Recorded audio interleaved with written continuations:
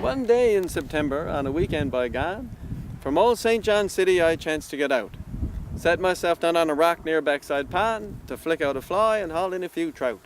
I had a propane stove and I thought that it'll be just the right thing to fry up my catch, an apple juice can for to use as a kittle, and then to pick over a blueberry patch. By noon I caught nothing. I had been fasting, sat down right here now since 9:15. And after growing tired of my useless casting, a red and white bobber I put on my line. I took on my trip my old 4-stop squeeze box, and on it some jigs I did begin to play, while eating some biscuits and buns that I brought, which I'd sooner be eating than trout. As I played those lovely jigs, I felt contented. The tunes were carried out over the pond, and a waste of a fishing trip I had prevented each time those old round cardboard bellows were drawn. But my pondside show was cut short when a man from up out of the woods approached me from behind and said, "Play one more jig and I'll take that accordion and wrap it around your head 23 times. He took off his jacket full of hooks and spinners, hauled off his sweater and then threw it down. I was 2 feet shorter and 50 pounds thinner, and here he was ready to have rings around. I didn't know if he was serious or not. I wondered if maybe his warnings were false, or that his sense of humor might be a sore spot, so I said, "Would you sooner a reel or a waltz?"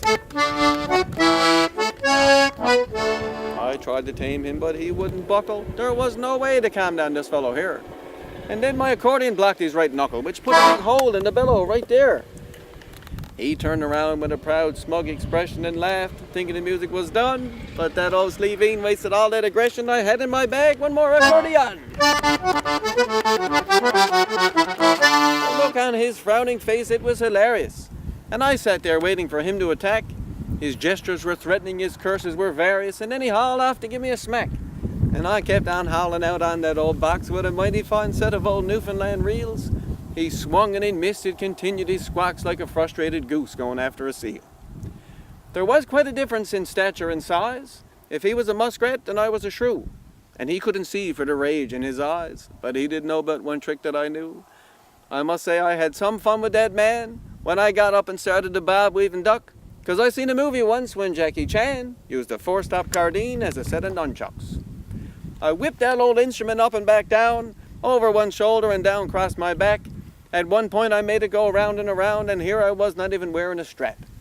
We were squared off like a couple of ninjas, my nunchucks and he with his fishing rod staff, and I said, "Get on out of it before I skins ya." And that's when the two of us burst out to laugh.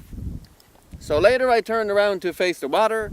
Just after himself and we made a deal. I could go back then to watching my bobber that day, honking out old jigs and reels. But if I felt like playing tunes the next Sunday, alongside a body of water, we said, I'll take my accordion over to Bombay and play a few tunes on a tour boat instead.